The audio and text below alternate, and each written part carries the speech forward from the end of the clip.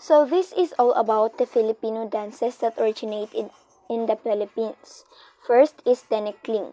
According to legend, the dance originated during the Spanish colonial era, when locals were ordered by the King of Spain to work on large plantations. Those who did not follow his orders or work too slowly were given a punishment to stand in between two bamboo poles. These poles were then clapped together in an effort to beat the Filipino natives' feet. To escape this punishment, the Filipinos would jump when the two poles were about to be clapped.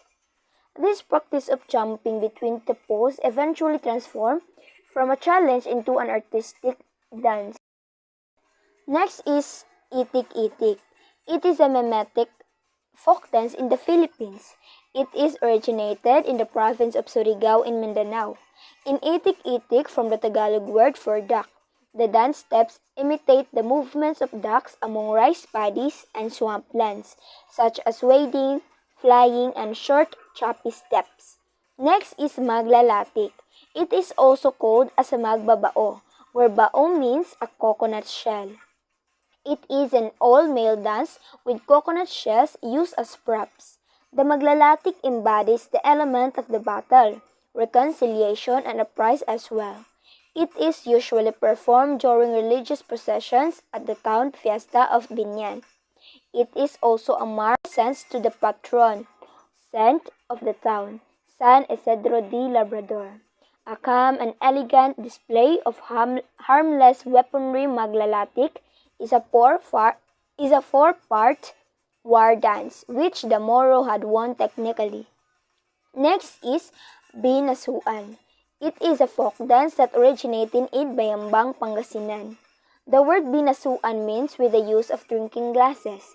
The dancers balance glasses on their heads and in their hands as they move.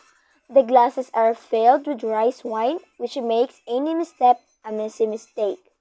Next is Singkil. It is originated from the Maranao people who inhabit the shores of Lake Lanao.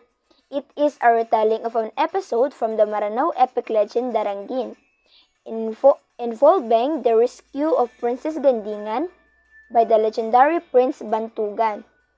Next is Kapa Malong Malong dance.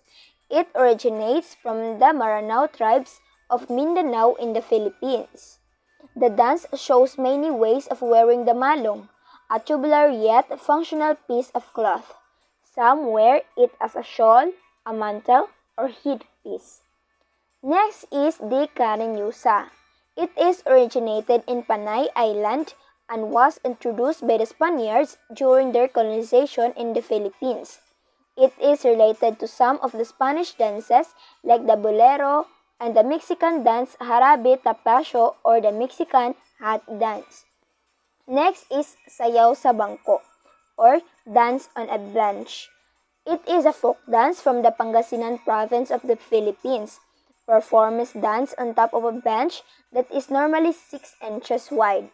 The word next is Pandango sa Ilaw.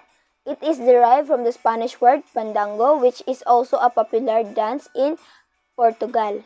Similar to the original Pandango folk dance, Pandango sa Ilaw requires excellent balance and incorporates clapping and lively steps dance in a 3/4 beat.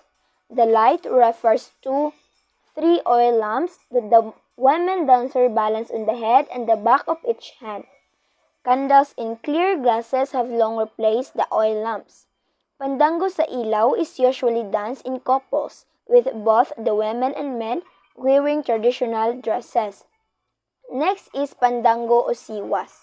It is a Spanish fandango dance with its origins coming from the fishing town of Lingayen in Pangasinan.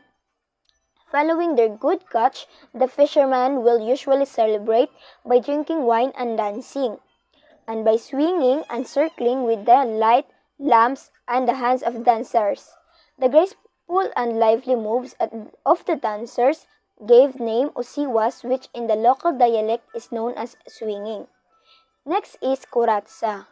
It is pronounced Coracha. It is a dance inspired by the Mexican La Cucaracha folk dance. The dance also features flamenco-like movements, reflecting the fact that the Philippines were under Spanish rule from the 1565 to 1868.